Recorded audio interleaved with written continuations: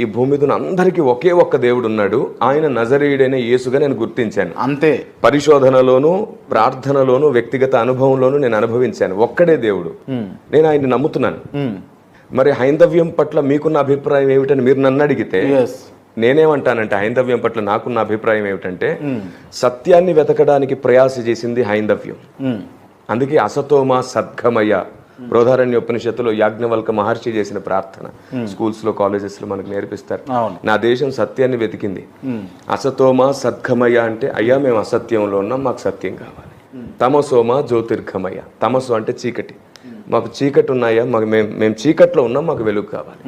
మృత్యోర్మ అమృతంగమయ, మేము మరణంలో ఉన్నాం, మాకు జీవం కావాలి. సో నా దేశం ఇది వెతికింది, సత్యాన్ని వెతికింది, వెలుగును వెతికింది, జీవాన్ని వెతికింది. సత్యాన్వేషి నా దేశం. సో సత్యాన్వేషి అయినా సరే దొరికిన సత్యాన్ని గుర్తించలేకపోతుంది. నేనే సత్యము